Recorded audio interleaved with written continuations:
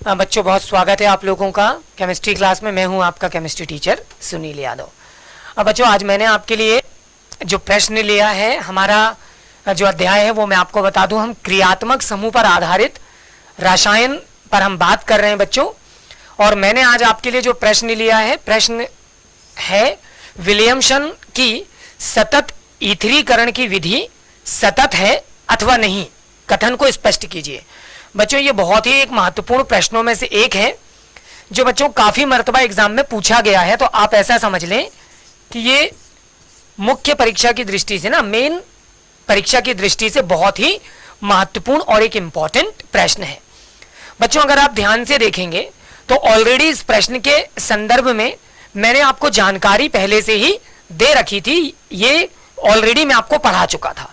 लेकिन फिर भी प्रश्न का जो कॉन्सेप्ट है वो बदलने की वजह से मुझे ये प्रश्न आपके सामने वापस लेना पड़ रहा है और मैं ले रहा हूं।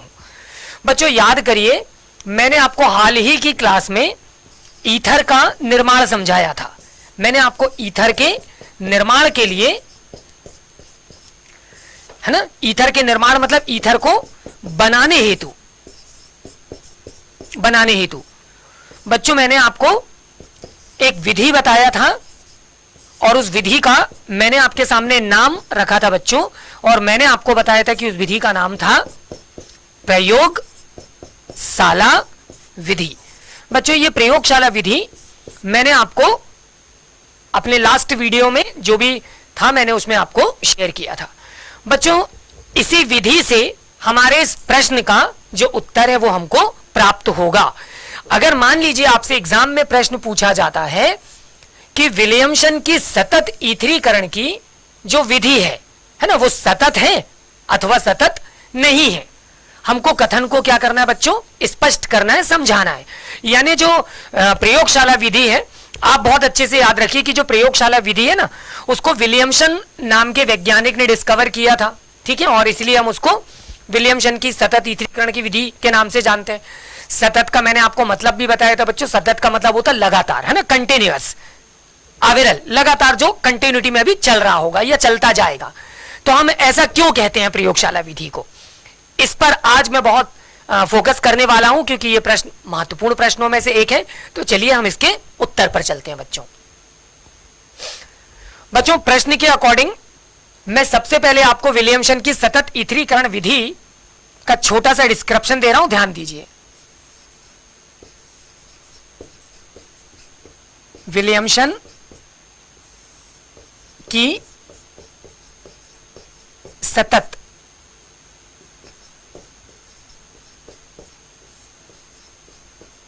ईथरीकरण की विधि। तो बच्चों विलियमसन की सतत ईथरीकरण की विधि के लिए मैं सबसे पहले आपको रासायनिक समीकरण का प्रथम पद बताने वाला हूं।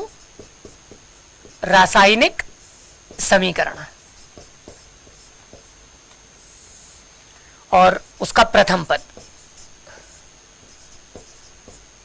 बच्चों ध्यान दीजिए, पहला पद हम इथाइल अल्कोहल ले लेते हैं बच्चों, C2H5OH। इसको सल्फ्यूरिक अम्ल से रिएक्ट कराते हैं HSO4। और बच्चों हम अभिक्रिया का जो ताप है अनुमानित तौर पर 110 डिग्री सेल्सियस रख लेते हैं। बच्चों क्या होगा,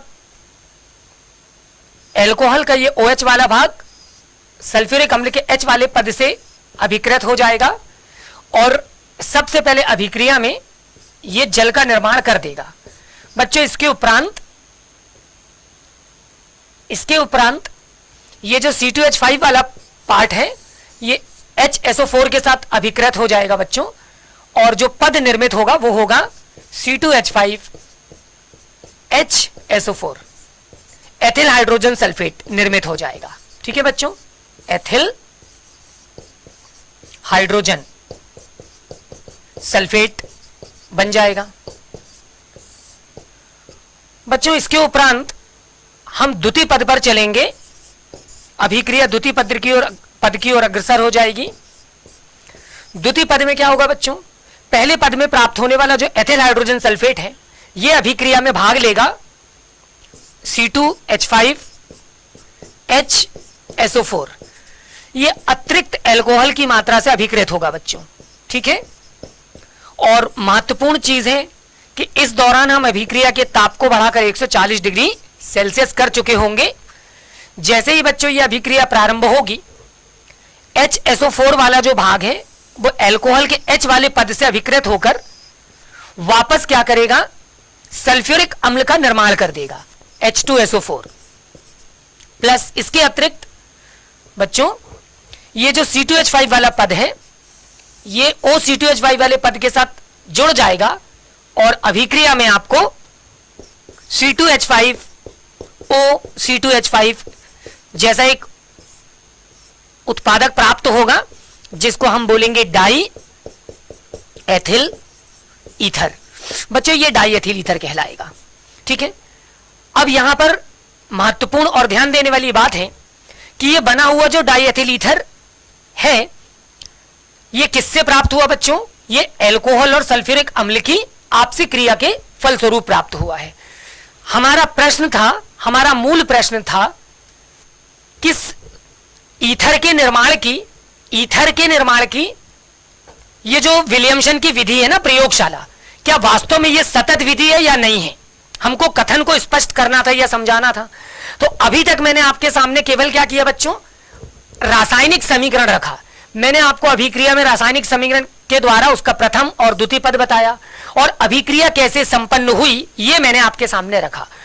अब मैं इस पर लौट रहा हूं कि ये जो विधि है ये वास्तव में सतत है अथवा नहीं। तो बच्चों बहुत अच्छे से ध्यान दीजिए, मैं अब आपको ये बताने वाला हूं कि विलियमसन की सतत ईथरीकरण की जो विधि है ये वास्तव में, ठीक है, बच्चों ध्यान दीजिएगा मैं क्या बोल रहा हूं, विलियमसन की जो सतत ईथरीकरण की विधि है तो ये वास्तव में सतत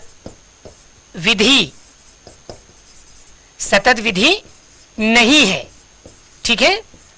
बहुत अच्छे से ध्यान से सुन लीजिए इस कथन को कि विलियमसन की जो विधि है ना, जिसको हम अविरल या निरंतर विधि बोल रहे हैं, ये वास्तव में एक सतत विधि नहीं है, मतलब ये निरंतर विधि नहीं है।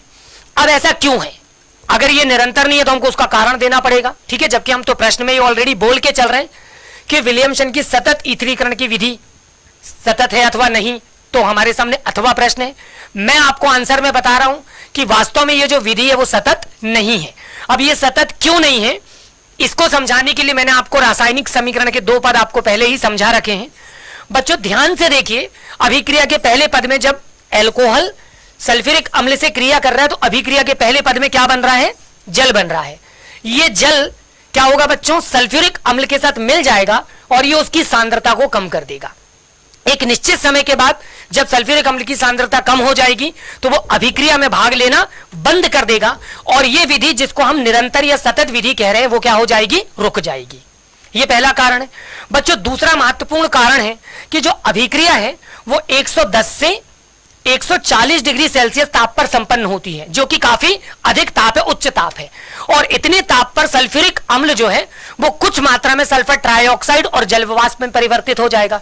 इसका मतलब यह भी हुआ कि सल्फ्यूरिक अम्ल की कुछ मात्रा वापस जल में बदलेगी और कुछ मात्रा सल्फर ट्राइऑक्साइड बनकर गैस के रूप में बाहर चली जाएगी उस पात्र से। फाइनली हमारे अभिक्रिया पात्र में सल्फ्यूरिक अम्ल की मात्रा क्या हो जाएगी, कम हो जाएगी। और जब मात्रा कम होगी हम लगातार एल्कोहल को ईथर में परिवर्तित तो कर पाएंगे, लेकिन एक निश्चित समय तक लगातार नहीं कर पाएंगे हम ऐसा, क्योंकि एक समय के बाद सल्फ्यूरिक अम्ल की मात्रा क्या हो जाएगी, अभिक्रिया पात्र में समाप्त हो जाएगी और अभिक्रिया अपने आप रुक जाएगी। तो बच्चों ये एक महत्वपूर्ण कारण है, जबकि हम प्रयोगशाला विधि या विलियमसन की जो सतत ईथरीकरण की विधि है हम इसको सतत नहीं मानते, या ये विधि जो है वो सतत नहीं होती है।